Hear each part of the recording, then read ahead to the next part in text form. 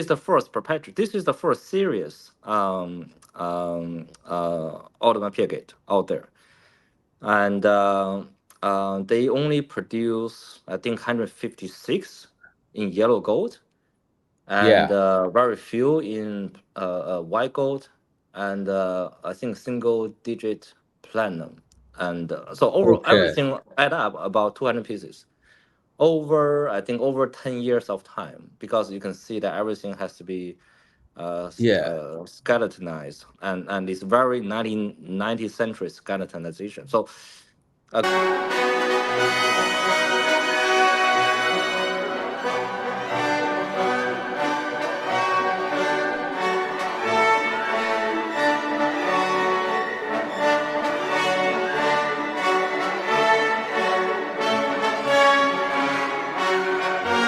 Chaykin, I know people are into that. That's kind of like I know there's like that's like a there's like a whole like that's the I know Joker there's a lot of series. yeah, a lot of collect. It seems like one of those. What are these going for now? How much are these like selling for? Uh, this one is they only made 8 pieces, so it's quite rare. Oh, So I think oh, this one's going for something like 80 or 90,000, because you just wow. can't find this out in the corner or auction. You have never seen this, right? Have you seen this before or not really? You know, look, I don't follow. You know, I mean, it's not a brand that I follow. So maybe it may. I mean, I don't follow all the auctions that closely. This is like one of these things, like I know in Hong Kong, you know, they always have like really exotic Yeah, stuff, right? The Hong Kong auctions. So yeah. I wouldn't know. I'm not. This is not a watch I follow, but this is. So was this was made for the Asian market then? If it was a limited edition of 8, Uh, right? This no, not really. I mean, I think no 8. Come on, 8. The yes and Russian. no. What are They're like I think Chaykin just make whatever he want, right? So he have okay? like so many iterations on the Jokers, and there was like a Halloween, the pumpkin head one. There was like Yeah, yeah. a cow head, and this is the what they call the Smelodon. So Smelodon is the It's like a tiger.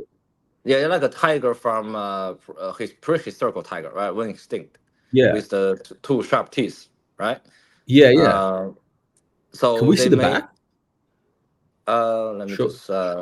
Let me just hide the number 1 second to see. Oh, okay, okay. Top. Oh, okay, okay, okay, okay. Listen, it's very, you know, yeah, you come on this program, you're showing us rare watches. This might be the only one. This is, yeah, right. You do have to. Okay, so this is one of 8, basically. Wow. One of these, Okay, yeah. But the back okay. is not that impressive. I mean, it's Yeah, like it's not super expensive. But the whole thing is in the front, right? So the back yeah. is okay polish, right? It's not even a Okay. first round balance wheel, right? It's just yeah. So nothing. It's not super. The back is not super interesting. So basically this the story is in the front. Okay, and it's what? It's yellow gold, right? It's hard for me to see in No, the. it's bronze. You see, it's Oh, it's bronze. bronze. It's Yeah, yeah. bronze. I can't even tell. I can't tell with the camera here. You can see a bit of Uh, a patina. You can see a bit of a patina. okay, okay. Yeah, So this thing is 8. You're saying this thing is 80 grand? This watch, yeah, yeah. Chaykin. Shit. Okay, So so you can see this is the hour hand, and this is the mini okay, hand, and this is the date. uh-huh, So okay. every day 3 o'clock in the morning, the drawer will close, and then 6 o'clock in the morning it will open, and then you will see a different animal in the mouth. And on Oh, Sunday, on Sunday it will show a human, because God created oh human on shit. the seventh day, something like that.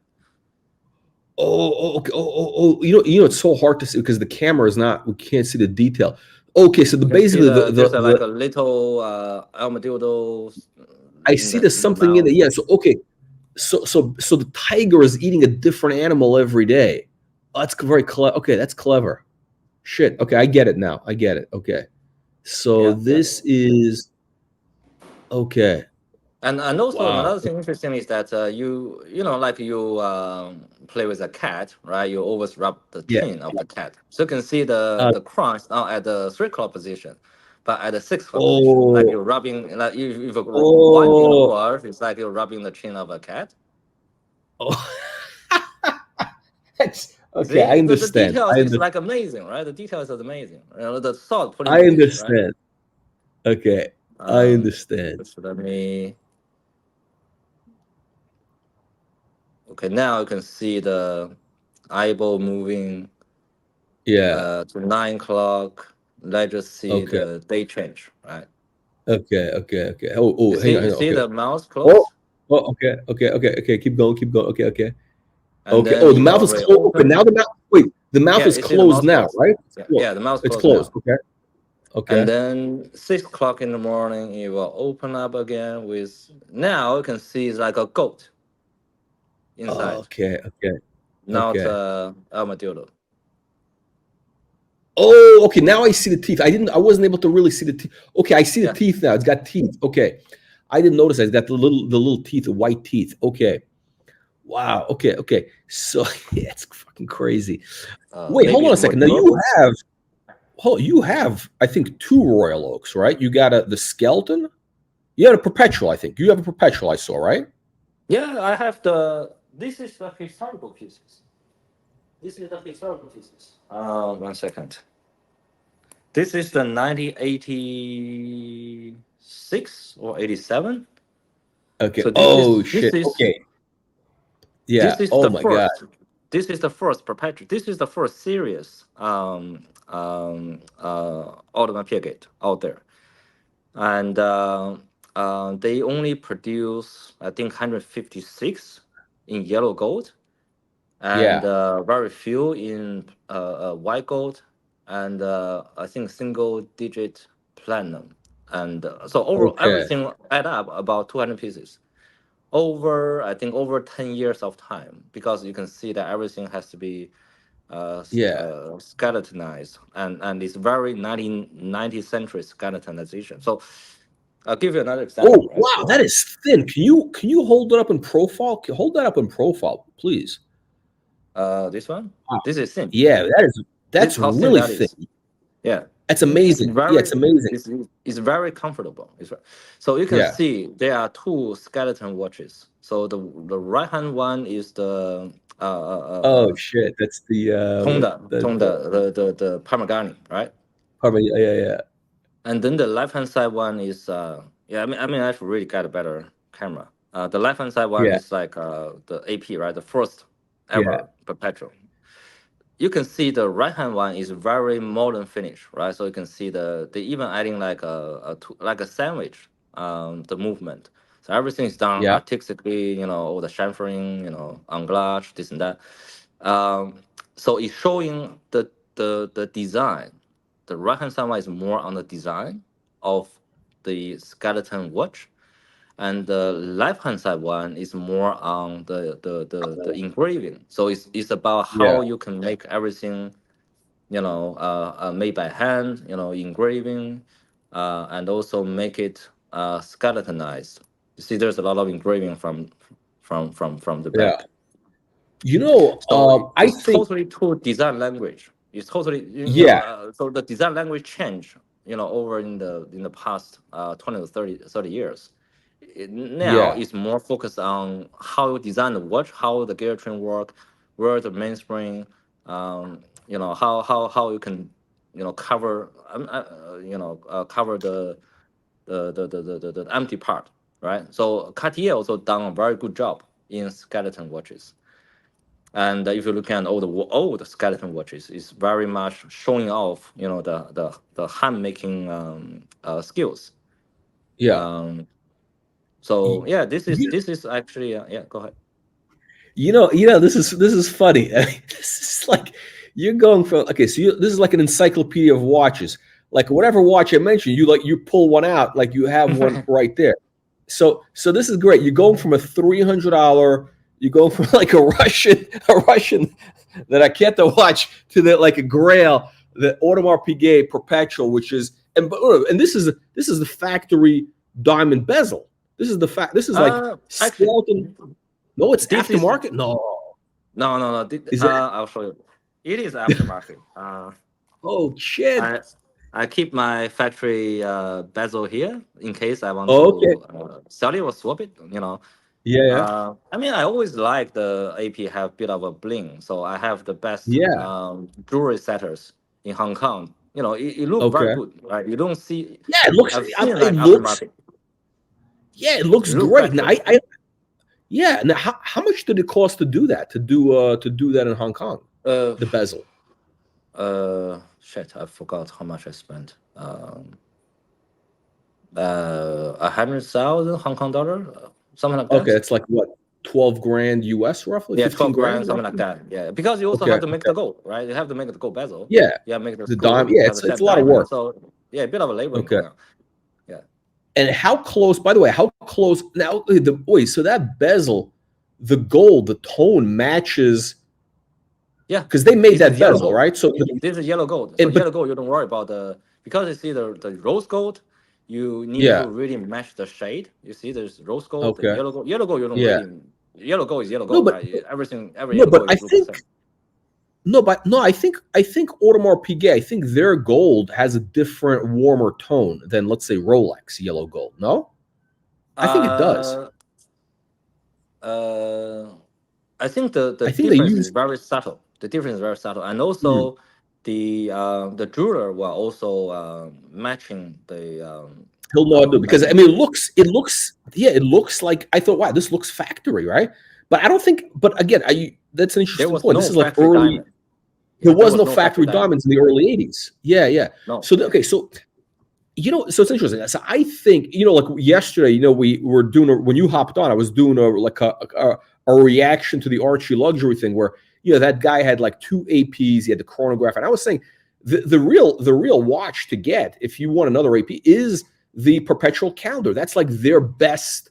That's like what the Royal Oak is. That's like best of breed is the Perpetual calendar. That's like their because that's in terms of the sports watches the Royal Oak Perpetual is the ultimate Perpetual, I I think, do or the agree. ultimate Yeah, I watch. do agree on that. I mean, somewhat the Nautilus is just too round for me, right? And I Yeah. mean for a sport watch, right? For me, you want like angles, right? You want like look tough, Yes. Yeah. you know. Yeah. So Exactly. the Royal Oak actually is much, I think, much better in looking than the Nautilus, Yeah. It's a which is much the reason I more. got the Royal Oak. I didn't get Nautilus. Yeah. No. That's that. Okay. So yeah. So I like the octagon, right? I'm. Also it's got the good feng shui. It's got the 8 sides, right? The octagon, right? So it's got good, Yeah, yeah, yeah. right?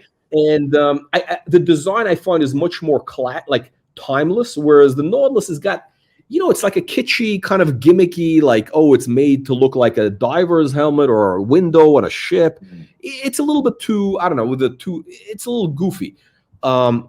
But this is again, the Perpetual calendar is the ultimate, especially the early ones, because they were very limited production. Like you said, like I think they made, how many Perpetual calendars did they make up until what is it? Up until the modern, like 2005. How many? Not a lot, right? I think they made. Not a lot. They make couple hundred. That's it. These Yeah. things like taking like a okay. It's almost like the 5004 for the Patek Philippe. The Lamania movement was super difficult to work with, Hmm. and also if you use it not really careful, you also break it. So Patek Philippe was I think there was only like 200 something 5004 ever produced, and they were Okay. also super annoyed by the speed of production. So then they changed to their in-house movement for the 5204, and the production quadrupled after that. You're getting The wait. You're getting the 5204, right? Yeah, I'm getting the The modern modern. one because they have Okay. it's more durable movement. Yeah. Yeah. What Yeah, yeah, color yeah. And dial? What color dial are you getting? I'm getting the bracelet version with a black dial. Oh Yeah. shit! Like what? Like rose gold? I think yeah, it is a rose gold one. Yes. Oh yeah. Okay. Hang on a second. Let me pull this up. Hang on. I want to look at this. I want to hang on. I want to get I want to get a close up. Can we get a close up of this Royal Oak? I mean, that's a beautiful. That is. Look, I don't need to tell you. This is probably. the best looking watch we've ever had on this on this channel. Okay, how many skeletons did they make? Not a lot, right? How many did they make of the skeleton? Perpetual. For this okay, so the Perpetual, they have, I think, two iterations. Yeah, One is the first edition, starting from yeah, I think they started to make serious Perpetual calendar in the recovery of the quartz crisis. yeah. Or in Japan, you call it quartz revolution. Because you're looking at different angles, right? Uh, so basically, it's where the Swiss watchmaking industry forfeit. Say, okay, now I'm not going to compete on the affordable watch range. I'm going to move up, right, to do the luxury, right? So the Mhm. skeletonization, high complications. This is the first watch ever, starting the revival of the Swiss watch industry. Is from Wait, the hold on. Now, okay, so I know. Wait, that's Patek. Who started doing the first perpetual calendar, like mass, more bigger. I think it was Patek though, right? There was It is the their Patek. not the Patek they did yeah, in the 1920 or something. They have the first Perpetual. Sorry, don't quote me on the date, the time. but no, I but the think in the modern like early post 90s. quartz. No, but Yeah, post quartz, they did what was the 3940 was no. Hold on a second. I think Audemars 30, yeah. Piguet, their I think Audemars Piguet, the dress watch Perpetual was that the real first main like large scale production Perpetual, modern Perpetual. I think the early either is the Audemars Piguet or the Patek was from the modification of the Lamania or the Venus movement when they were still in operation. So it's they basically have to do heavy modifications. So nothing Okay. was in mass production until they have their own movement factory. For APs that like a APRP, right? They bought from the Renault Papit, right? They have their own movement factory, and then for Patek the same stuff, right? So once they have the in-house movement, they are more in control of the production. Okay. Okay. Yeah. No. Nothing This was is in mass amazing. I mean, production. Not everything was done by hand. Especially for the high compilations yeah. from the I want 90s. to ask you, like, I would love to get. So I have the date moon phase in two tone. Yeah, I'm a fan of two tone. Um, I would love, and I have a 39 a Patek 3940. The perpetual.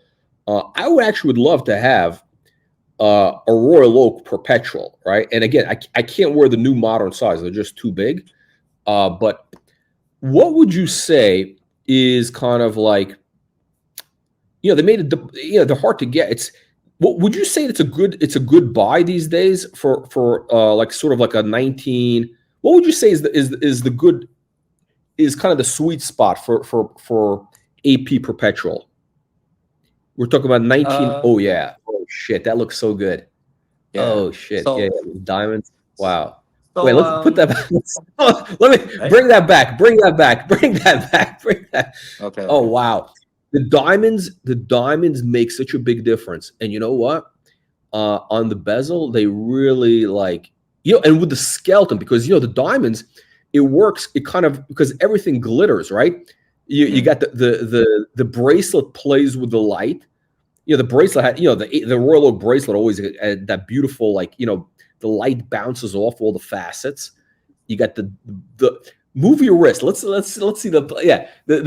oh yeah, oh shit, yeah, like that, like, oh wow, yeah. And the light, yeah, it's a great look. Shit. Yeah. So Um, it's still one of my favorite vintage watch out there. I mean, this is the thing. This is the thing that if you buy any modern perpetual, right? So, they done the Travis Scott. Then he got arrested, and they have too many perpetual and too modern. And uh-huh. you better off, and the prices wasn't that big difference, right? You rather buy the vintage one, right? The At least vintage. it, These yeah. are in the vintage perpetuals about, I think, hang on a second, let me look. I think they're around 100 grand roughly, ballpark for vintage. Of what? Of what, the AP or? Yeah. The AP, the Royal Oak Perpetual. Royal Oak Perpetual. So it really depends on the first generation will be more expensive because it's Yeah. rare. The second generation is where you see there's a cross on the 12 o'clock. That I think Hang on. is yeah. Okay, so I'm on Chrome. I'm doing like low to high. So okay, so first generation, you talk about 1980s, right? Early 80s. Yeah, 9080, 9090 ish. That's Okay. where you have Is this the no? no, What is you this talk here? What is this watch? This is when was it? This is like 90s watch. No, this is like looks like a 90s piece. I'm also I need to have the tapisserie dial. Basic. I think I got to have the tapisserie. Uh, okay, this is but it, right? if it's a Basically, pizzeria, then it's more on the modern era. Oh, yeah. okay. That's not just a silver dial, right? 86, 1986. 86. Yeah. Yeah, so I mean, it's there basically also I remember there's also like aftermarket skeleton watches where they actually having like a vintage skeleton dial, which is a glass dial, and then they swapped by one of these uh-huh. by the transparent dials. And then you're having like a sort of modified and cheaper You know version. what? What do you think? What do you think of this? What do you think of this watch here? It's okay. It's subtle, right? So it's tapisserie, silvery, and perpetual. Okay, this the 40 or 30, 39. Okay. Yeah, 39. So this is yellow gold. And it's got that silvery, it's sort of that silvery white modern, the more that I love this type of look, that silvery white Mm. dial. Mm. The yellow gold for It's me is a little bit, it's a little too much. It's a little too flashy.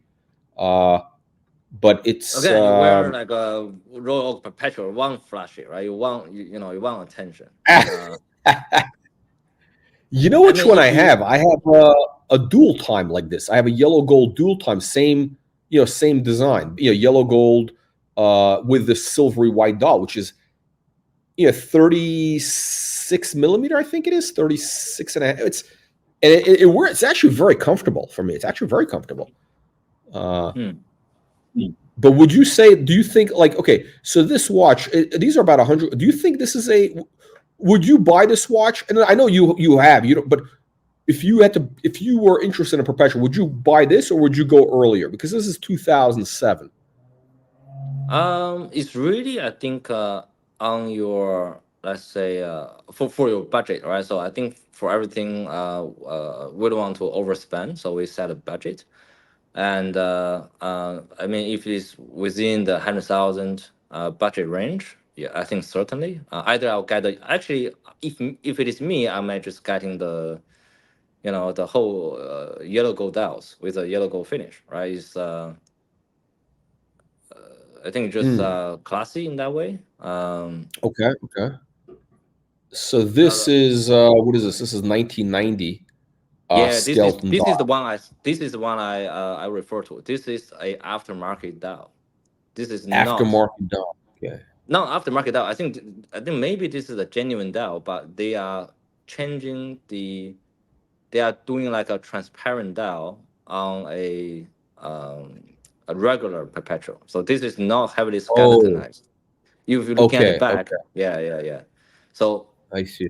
uh, yeah, see, it's a close back. You know, Yeah. close back is where they're having the regular perpetual. You know, for the Okay. yeah. So you sort of you're showing off this, and if you're on the race, and people say, oh, this is the first edition. $7,000 style. And then it's actually costing only 100. Yeah.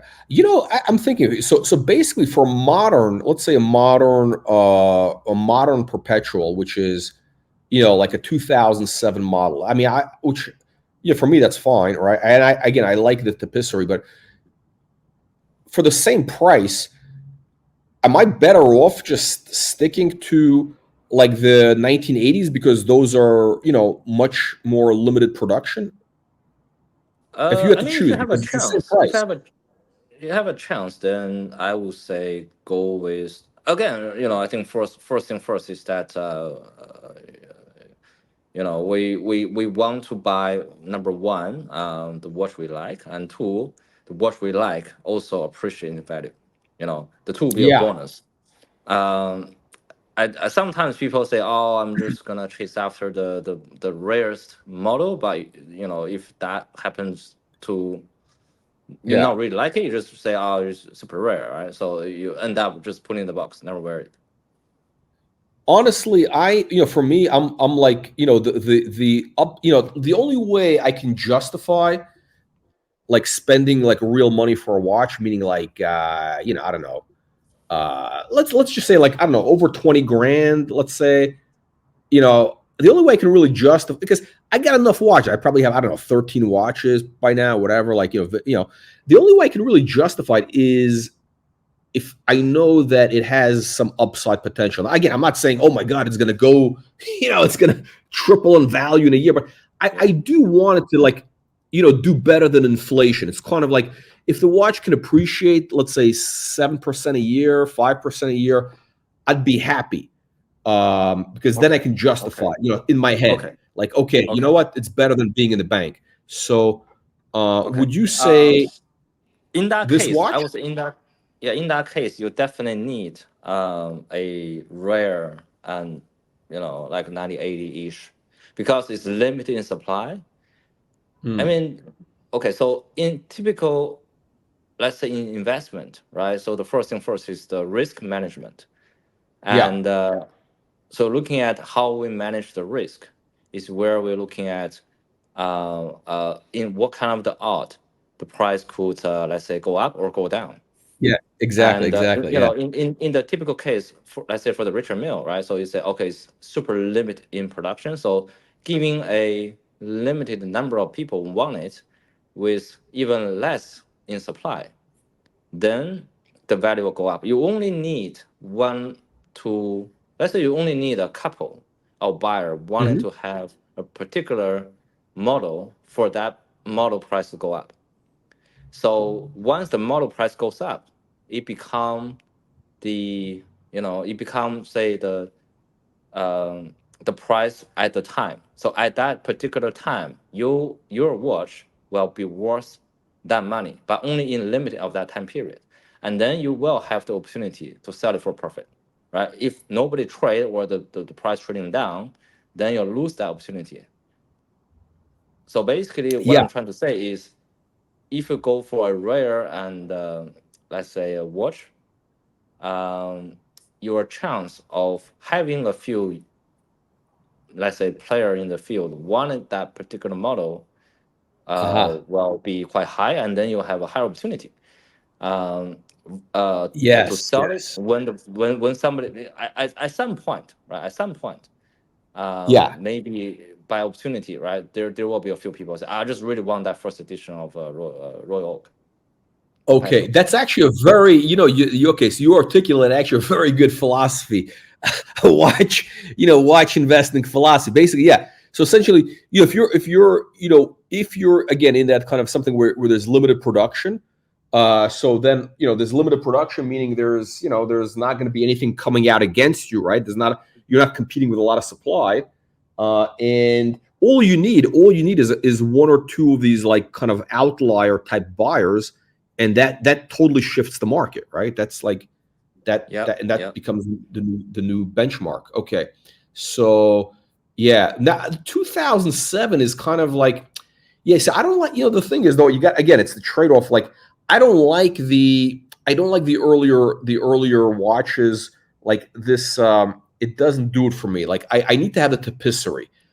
I gotta have a tapisserie, and I only like the tapisserie which started like 2000, that modern one, 2005, 6, when they started doing this, the more brighter.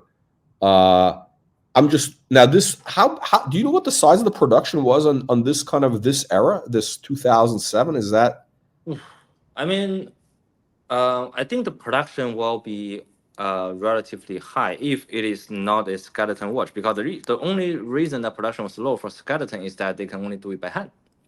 And Aha. if you don't show the movement, then I think the pressure on AP to polish everything will be much less, right? So it's closed case back. Okay.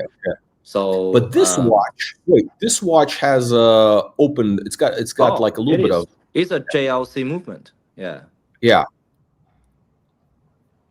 I mean the one I have is also JLC movement. So Yeah, I'm fine. I have like the ones I have are all and I think actually I think that's a positive because look, JLCs they're like a respected yeah. watchmaker. I have my Vacheron also in JLC movement. So I have a lot of JLC movement watches. You have the Vacheron you have, is that a dual time?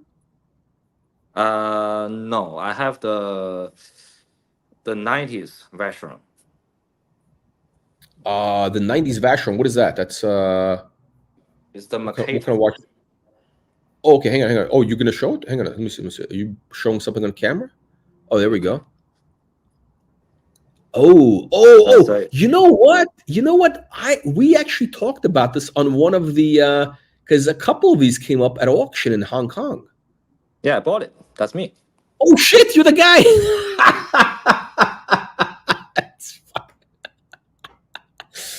Oh Somebody wait, was competing with me. Yeah. Oh because this shit! is the Hong Kong returns. This is the 1997. This is Return of Hong Kong, right? So it's very Oh, sort of we I talked think about this. You know, we meaningful. have a video. Wait, we got a video. We got a video on this watch. Somewhere back in I think May, sometime like in March or April, sometime around April, May. Okay, this is, and we talked, and I specifically said, yeah, this is okay. This commemorate the return of Hong Kong to China. This watch, right? Correct. Yes.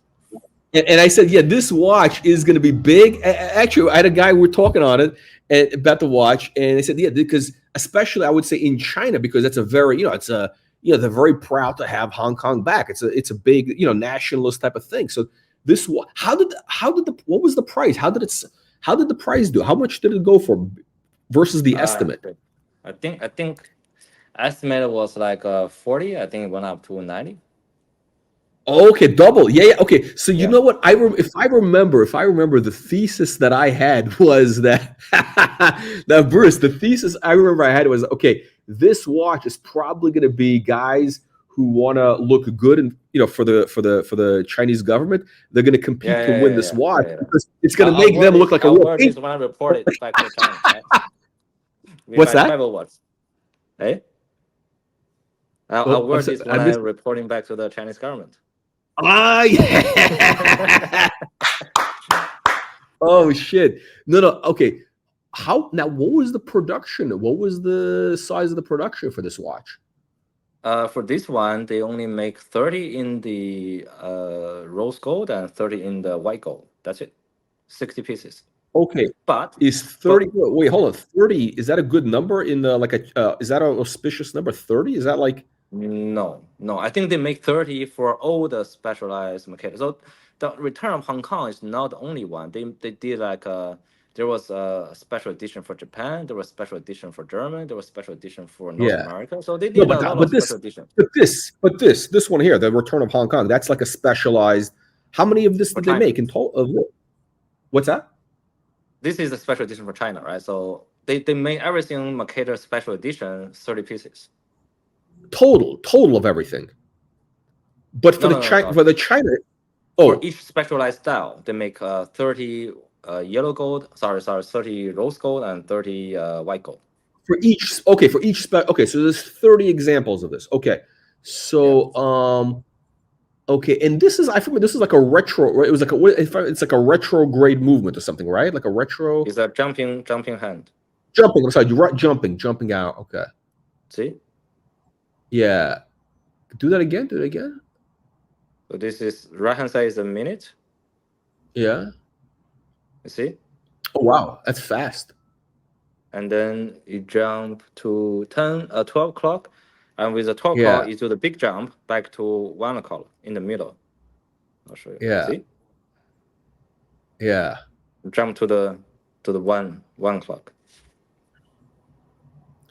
Wow. How can we see the back?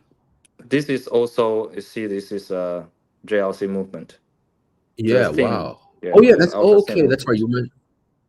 Yeah. Okay. Wow. The rotor, big rotor. And what year is this? What year is this? This one is this from the Hong Kong? No, this is not from Yeah. This 99. this is this is Return Hong Kong. So they issued this in the 1st of July, 1997. Okay. Wow.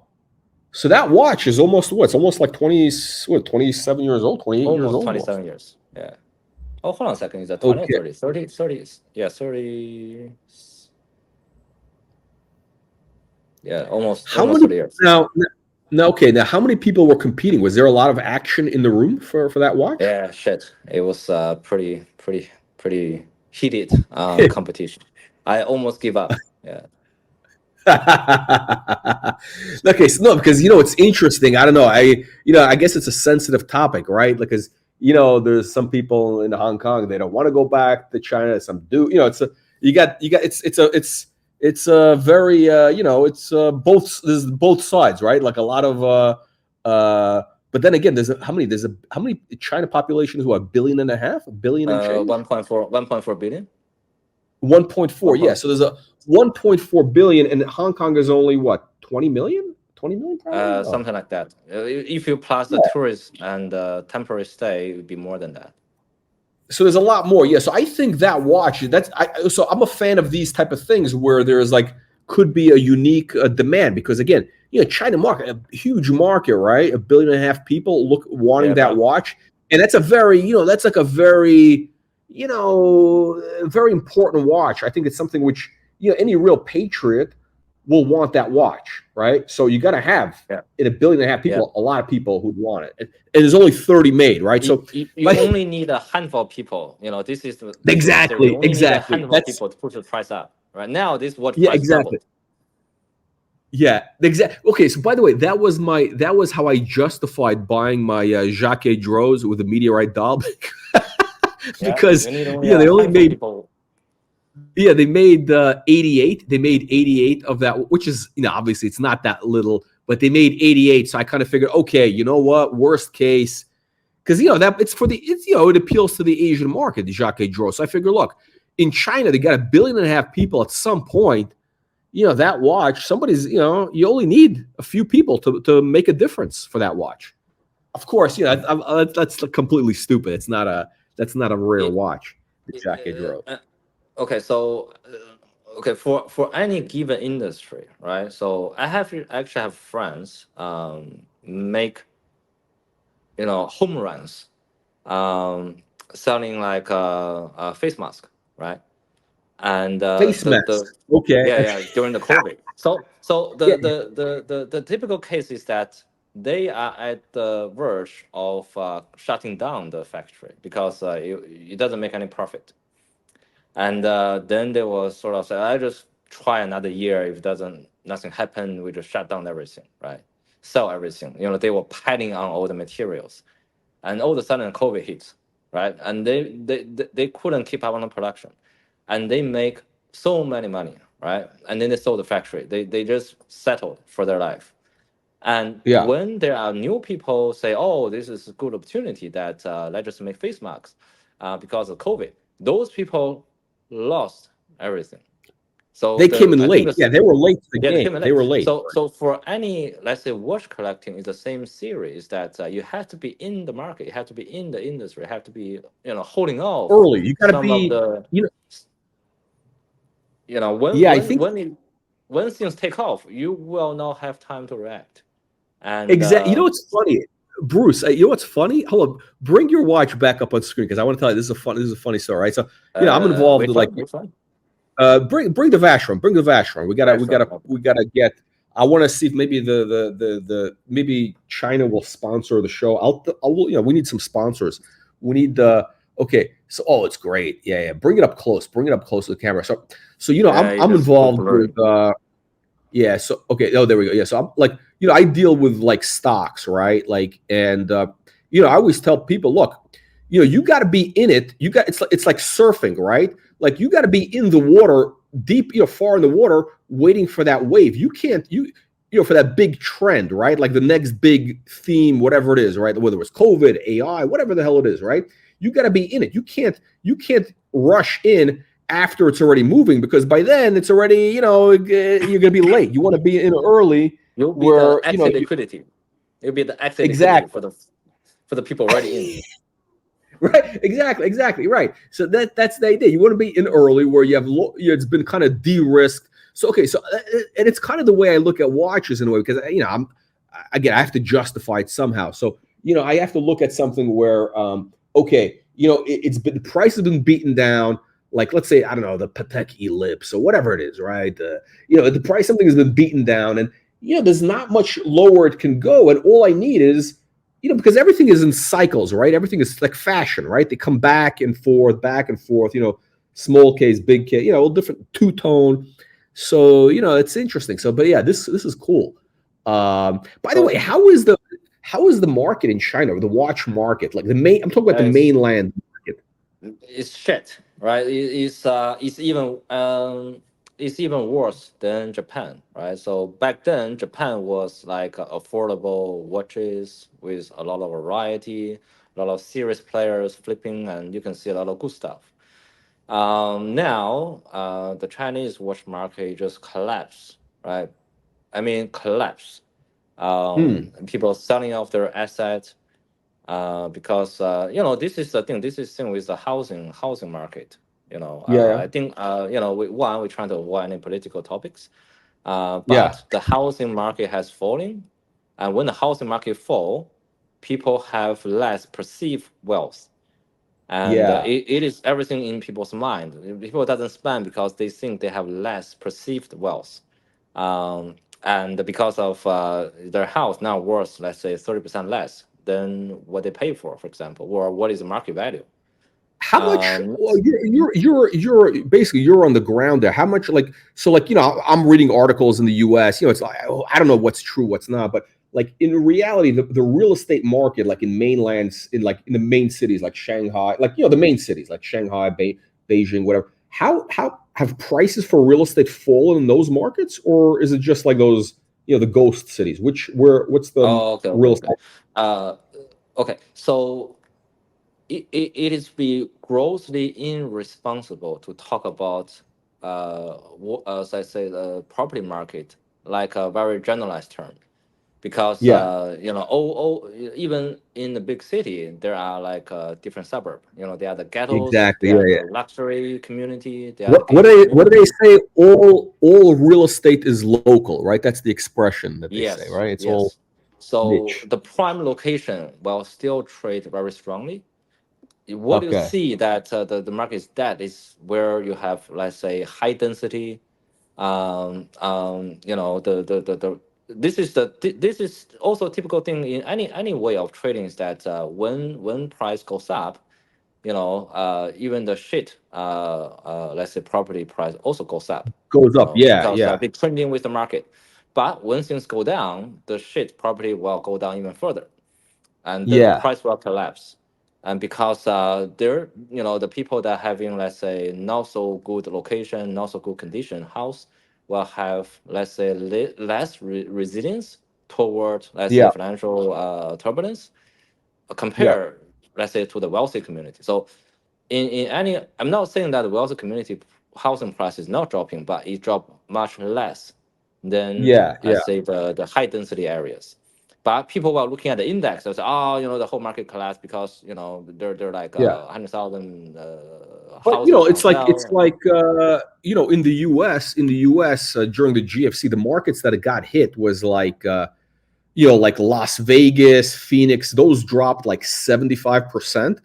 Uh, but main, like mainstream market like New York, let's say Manhattan. We're talking New York. We're talking Manhattan, right? Manhattan Yeah. didn't, more or less, it might have dropped a little bit, 10% or whatever. It was, like you said, it was resilient. LA was resilient. Miami, Yeah. those sort of more speculative or tertiary type markets definitely got hit.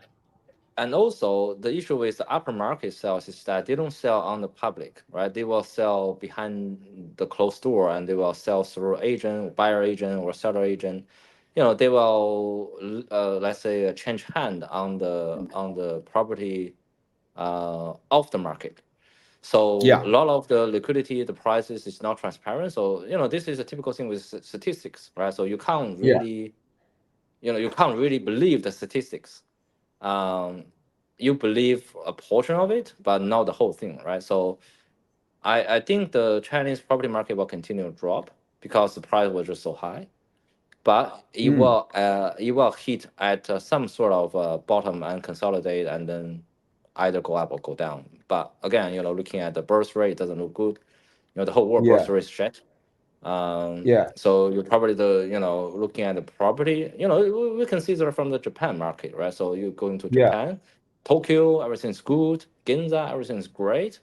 But if you're going to Izu Island, outskirt of the Tokyo area, the metropolitan Tokyo area, you're starting Uh-huh. to see abandoned house. You're starting to see like really really population in a village only like 100. A lot of old people, no young people. This is the same thing, right? This same thing, right? So I have, I've the seen this. I've seen this on YouTube. The guy saying, "Yeah, I bought this house in Japan for $20,000, or I got it for free." yeah, I don't know. So that's actually happening. it is actually happening, and I actually checked the market there. So you can buy like a temple, you can buy like a abandoned house because there was like inherent tax, something like that. So people don't want to inherit their parents' house, and the house was just sitting there rotting. Um, Wow. yeah, yeah. So the issue is that all the house will require a lot of work because in Japan they don't really build a house in concrete; they build a house in like a timber, and the timber will rot. You have termite issue, Yeah. this and that. It's a lot of maintenance work. And I Um, think also, I think, like from what I understand, like they don't like to buy, I think in Asia in general, they don't like to buy used houses. They like to buy new, right? They want to buy the new. They don't mentality like to have to buy. shift. The mentality Yeah. will shift. The old mentality is the newer is always better. And Ah, but now I think people get more practical. So more people will say, okay. second hand house, why not, right? So the much better I, price. I So I think, yeah, I like old. I mean, I guess it's it different, just but yeah, it just people become more rational than before. And yeah. before is yeah, you know. Okay. Very interesting. So the watch. Okay, so in terms of, because the China market was responsible for a big part of the watch market, right? I mean, the Chinese buyer, the main. I'm talking the mainland. The mainland Mhm. was really driving the market for a while. No, that's like a big. Yeah. Yeah, now the mainland China, if you're looking at the latest report, I think the sell figure collapsed for Richmond Group, and I think by Hmm. 40 something percent. Hmm. Um, I mean, again, this is expected because the tax is so high and the cost of running the business is so high. So the mainland China buyer rather go travel to Japan or buy watch in Hong Kong secondhand versus buying brand Yeah. new. But Because are the mainland buyers buying, or are they kind of they're sitting on their hands right now, right? They're not kind of. I think they're kind of what they're kind of. okay, I think that market become very much more idle, but the secondary market is still okay-ish. Ah, So basically now is where all the secondary watch dealer are marketing like, oh, the market, the watch market collapsed. This is the the best watch market is price. dead. Yeah. Same logic, right? So there are like, there's a lot of dealer basically saying that and say, oh, just get it when it was low price and limit in supply, this and that. So certainly the market become more, let's say, cool down and rationalized, rather than Hmm. before. It's like, oh, everything is emotional, FOMO. Yeah. Now, where you have like real collectors, and the market become more diverse because you have Yeah. now the national watch, the Chinese watchmakers now, the Baron, Yeah. the Lucky Harvey. There's a few out there, right? So people say, okay, why not buying affordable, Chinese made watches versus like But expensive. this, but in terms of, I would say, look, in terms of like the watch market being dead, it's not true, because obviously, look, there's like, in terms of vintage stuff, like the Vacheron you bought, it sold for, double the estimate. I don't know what was the retail price in that when it came out. I don't know what it was. Probably like not a lot, I think. Not a lot, not a lot. Maybe Back in not a '90s, lot. not expensive. Yeah. So, But again, but even now, like, but you see yeah, go Patek ahead. moving like the 30. The Nautilus is not going. The Nautilus that we started talking about on the show, which was that 3700. That's been relatively stable in the last year. I mean, it hasn't really moved. Or the 3800. They haven't. Okay. These things are having. Going back to the property logic, right? So the people in wealth will not be hurried to sell. If I'm, Yeah. let's say having a Rolex, I'm short on cash. I'll just pawn it, right? Or I was selling at low prices. But Yeah. let's say if I'm selling my Vacheron, I'll just put $100,000. Take it or leave it, because there's no supply on the market. You Yeah. want to buy it, this is only one, right? You pay the price, otherwise beat it, right? So I let's say I'll be more willing to charge a higher price, just sitting there for maybe a year or 2 years until somebody really want it. So you can see the price is not the listing price is not the sold price, right? Yeah. If I'm, so I can list it for 100,000, and then I can negotiate and say, okay, I'll settle for 70, for something like that. But everybody will see, okay, listing for 100. That will be if they have a second one want to sell, they will be listed, let's say 90, 99,000, for example. Okay. So for this in liquid commodity with less supply and catering to, let's say, the wealthy community, uh, the listed price will never be let's say uh, fall from the cliff. Now? Do you ever sell your watches? Like, for example, let's say this Vacheron. Would you ever sell it, or like, what's your kind of holding? I was going to ask, like, in terms of your collecting philosophy, right? Like, are you basically just do you kind of like move on to things? Do you buy? You're not, you don't care about the upside, right? You mentioned that you're No. not in it to make money. I do sell. I think I sold. I think I did a bit of a clearance. I sold like 20 something watches early of this year. Just Okay. handball it to the watch dealers. That just sell it for me. I think once the watch grow a bit old on me, again, if it become no longer interesting, then I'll sell it. Right, I find something more interesting. So for whatever I'm holding, I'm finding that particularly interesting for now, right? Okay. So Yeah. yeah, So as long as it speaks to you, you keep it basically. As correct. long as you're still in, there's an attraction, and then at some point it may or may go away, right? That's basically the idea. You may lose interest at some point. You find Yeah, something else yeah. more interesting. Okay. You Okay. could lose interest So overnight, right? I have a few watches that say, oh, I really really like it. Let's say like a couple of years ago, and then now looking at it, I say, it's not that appealing to me. Then I sell it. yeah, yeah, exactly. No, that's funny. All right. Well, now back to the Nautilus, right? That we're talking about. What's your you had a comment on it, which was interesting. So do you think that the Nautilus do you have an opinion on this? The Nautilus, the vintage. Do you think that's gonna go higher, or what's your kind of outlook for the Okay. Nautilus Okay. So vintage? in any of the let's say trading series, right? So you always want to buy, or even horse bettings, right? Let's use the horse betting, Yeah, for analogy. You want to pick the strongest horse, yeah. and if the horse perform quite well, let's say a few sessions back, you will say, okay, I'll pick the strongest.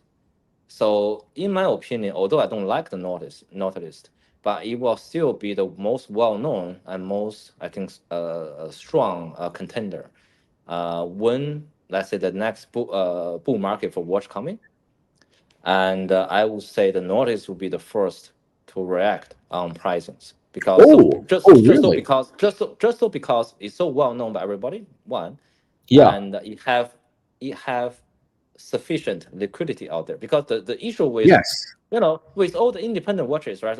You're looking at my That's right. timepiece. This is uh yeah. it will disappear. If I put it Yeah. on the market, it will disappear maybe the second day or the third day, and then people will never know about it. You Yes. really need to have a certain number of liquidity in order Exactly. for Yeah. it to liquidize and do the price discovery. And then people looking And, at price charts, oh, the price keep pushing up, and just buy before it's yes. too late. And the So more you need a certain amount of watches out there because that gets the people interested, right? That creates more it's the people. The more visibility. people know about it, yeah, the It's the more they know about visibility. it that it So exists. not only that, you need to have the visible in people's mind. Say, okay, I know Nautilus. It performed really well from the last bull cycle.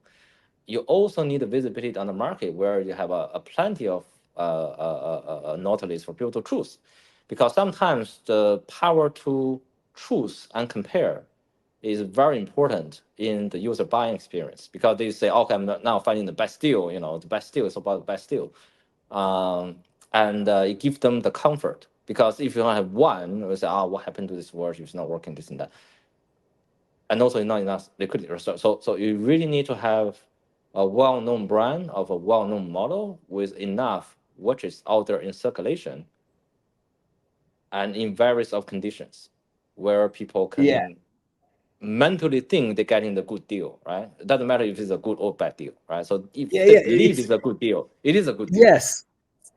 It's exactly, I always use them. It's exactly like the art market. You need like, it's not about an artist. Oh my God, he only did a few. No, you want a guy who did has a large body of work. Hopefully, it's all quality, and the more that's out there that people can see, that's more becomes well known. That again, you have the transact like Picasso. He did like I think what 10,000 paintings. That's a lot of. I mean, a lot. He did a lot of paintings.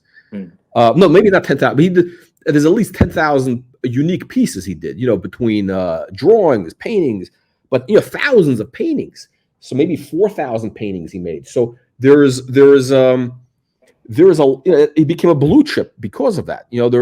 Whereas is he the best artist? Maybe probably not. But there's where somebody maybe of that quality that did less work is not going to get a strong market because of that. That's a very good point. Now, so the Patek Nautilus. Now, do you think that when the bull market, the watch bull market, do you think there will be another watch bull market, and when will that be? Uh, Currently, I don't see any possibility in any foreseeable future, just because that for a real bull market to come in, you really need a lot of money, right?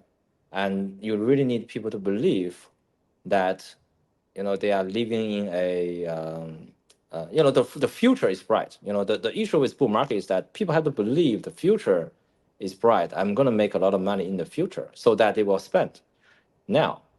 But looking at current condition, there's war everywhere, economy is shit. Um, so you don't see that unless there's another COVID, right? So just government just helicopter money, which you probably will not see again very soon. Unless that happened, you don't really see any Okay. But hold on a possibility. second. Is there, when you say bull market, okay, so bull market was like, okay, what we saw with COVID, that was an outlier. That's not a real, that's Correct. an Yeah. outlier event. But like a real bull market, I would say is something like, now what's interesting is the watch market is actually it's new. It's a relatively new thing. It's only been around since like the 80s. Realistically, the collector market, the real like the first real auctions were in the 80s. I mean, excuse me, not the 80s, the almost like 1990, like late 1980s, right? There was no real, That there wasn't real collecting, right? So it's hard to, but I would think so. The thesis that I have is that because of what happened in the last couple of years, there's a lot of information on watches. So all of a sudden, you have a whole bunch of new collectors that have entered the market, and who are buying these like things like independent. There's a whole new audience, Instagram, everything else. There's a whole new potential audience of buyers. Now, I don't think we're going to see like crazy where things are going to, but there's going to be like just things moving along where there's going to be sub markets that are going to have big pops like a Cartier crash. these different themes. But there's not it's not going to be like, a rising tide lifts all boats, where like everything, all the shit will go up also like double. Like Rolex, I don't know, Rolex Datejust are all going to double in a year. I don't think that's going to happen in any foreseeable time. I think the watch market gonna get more diverse because all the Yeah, indies or micro diversity. brands show up. Yeah, So you will see the collector also become more sort of focusing on maybe a few brand, let's say they yeah. like. So it's basically diluting the whole market. Instead of everybody Okay. buying Rolex, pushing the price of a sub or GMT up.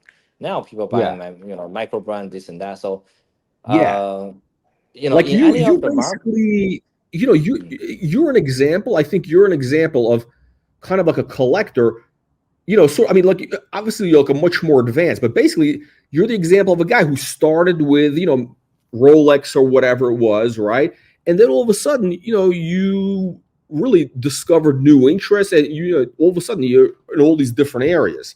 So it's I it's mean, kind of like, take about 5 to 10 years. You're gradually finding what you like. So it's not like yeah, instantly it's I'm jumping from like a Rolex to like an indie brand or micro brand, independent brand. So I think people have to shift. I mean, eventually people maybe say, just like there are many of collectors out there that I just love Patek, right? That's it. I'm only collecting yeah, Patek, and also is you get instant liquidity if you want to sell it, right? So if I'm selling my independent watches, it's probably going to stuck there for years.